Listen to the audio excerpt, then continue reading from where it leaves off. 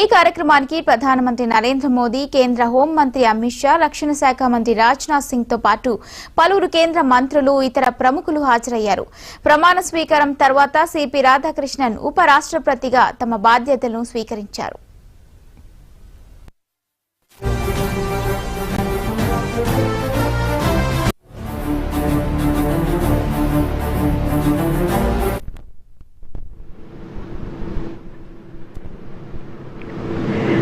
I, Chandraviram Ponnusamy Radhakrishnan, do swear in the name of God that I will bear true faith and allegiance to the Constitution of India as by law established, and that I will faithfully discharge the duty upon which I am about to enter. Congratulations.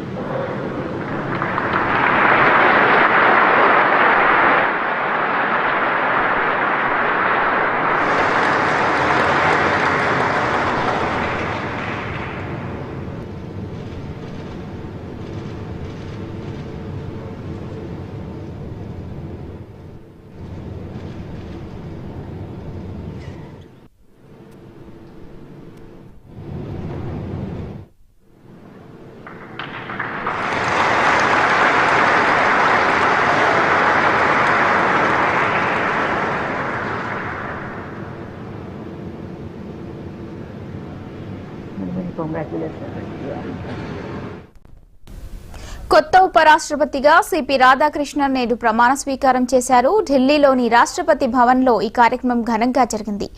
భారత రాష్ట్రపతి Draupadi Murmu CP రాధాకృష్ణన్తో ఉపరాష్ట్రపతిగా ప్రమాణం చేయించారు. ఈ కార్యక్రమానికి ప్రధానమంత్రి నరేంద్ర మోదీ, కేంద్ర హోంమంత్రి అమిత్ షా, రక్షణ శాఖ మంత్రి రాజ్నాథ్ సింగ్ తో పాటు పలువురు కేంద్ర మంత్రులు, ఇతర ప్రముఖులు హాజరయ్యారు. ప్రమాణ స్వీకారం తర్వాత సిపి రాధాకృష్ణన్ ఉపరాష్ట్రపతిగా తమ బాధ్యతలను స్వీకరించారు. ఇక ఇదే అంశంపై మరిన్ని అప్డేట్స్ మా ఢిల్లీ బ్యూరో చీఫ్ శిరీష్ అందిస్తారు. శిరీష్. మోనికా, రాష్ట్రపతి భవన్లో ఏర్పాటు చేయబడిన కార్యక్రమంలో రాష్ట్రపతి ద్రౌపది ముర్ము సిపి రాధాకృష్ణన్ తోటి భారత 17వ ఉపరాష్ట్రపతిగా ప్రమాణ స్వీకారం అనేది కూడా చేయించారు.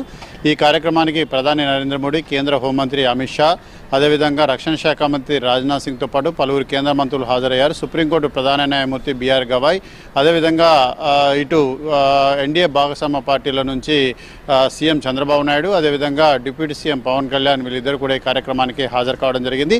ఆంధ్రప్రదేశ్ ముఖ్యమంత్రి సిబిఎన్కు మొదటి వరుసలోనే కుర్చీ వేయడం కూడా జరిగింది.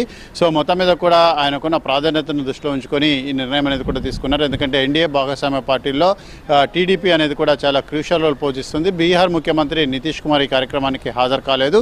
కేవలం ఎన్డీఏ భాగస్వామ్య పక్షాల్లో కీలక భాగస్వామ్యమైన టీడీపీతో పాటు ఇతర పార్టీలు మాత్రం ఈ కార్యక్రమానికి హాజరయ్యాయి. పలువురు కేంద్ర మంత్రులు కూడా ఈ కార్యక్రమానికి హాజరయ్యారు. జూలై 21వ తారీఖున అనూహ్య పరిణామాల మధ్య తన పదవికి రాజీనామా చేసిన మాజీ ఉపరాష్ట్రపతి జగదీప్ ధన్కర్ కూడా ఈ కార్యక్రమానికి హాజరు కావడం జరిగింది. ముగ్గురు మాజీ ఉపరాష్ట్రపతులు జగదీప్ ధన్కర్, వెంకయ్యనాయుడు అదేవిధంగా హమీద్ అన్సారీ ముగ్గురు కూడా ఈ కార్యక్రమానికి హాజరయ్యారు. దీంతో పాటుగా మాజీ రాష్ట్రపతి రామ్నాథ్ కోవింద్ కూడా ఈ కార్యక్రమానికి హాజరు కావడం జరిగింది. ప్రమాణ స్వీకార కార్యక్రమం అనంతరం రాష్ట్రపతి భవన్లో ఏర్పాటు చేయబడిన విందు కార్యక్రమం ఏదైతే ఉందో ఆ విందు కార్యక్రమానికి అందరినీ కూడా రాష్ట్రపతి ఆహ్వానించడం కూడా జరిగింది. ఈ కార్యక్రమం తర్వాత ఏపీ ముఖ్యమంత్రి నేరుగా ఢిల్లీ నుంచి అమరావతి బయలుదేరి రానున్నారు.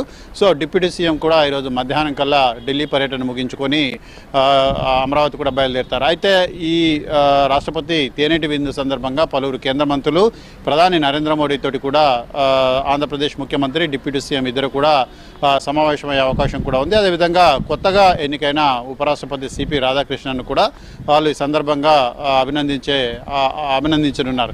సో మొత్తం మీద కూడా ఈ కార్యక్రమం అనేది కూడా చాలా నిరాడంబరంగా రాష్ట్రపతి భవన్లో జరిగింది. మహారాష్ట్ర గవర్నర్గా నిన్ననే సిపి రాధాకృష్ణన్ రిజైన్ చేయడం జరిగింది. ఎందుకంటే ఉపరాష్ట్రపతిగా ఎన్నికైన నేపథ్యంలో ఒక పదవికి రాజీనామా చేయాల్సి ఉంటుంది కాబట్టి గవర్నర్గా రాజీనామా చేశారు. తెలుగు రాష్ట్రాల గవర్నర్లు కూడా ఈ కార్యక్రమానికి హాజరు కావడం కూడా జరిగింది. సో మొత్తం మీద కనుక చూసినట్లయితే ప్రమాణ స్వీకార కార్యక్రమం ముగిసింది. ప్రస్తుతం తేనేటి విందు సందర్భంగా నాయకుల మధ్య డిస్కషన్స్ అనేవి కూడా జరుగుతున్నాయి. Right, thank you Sirish.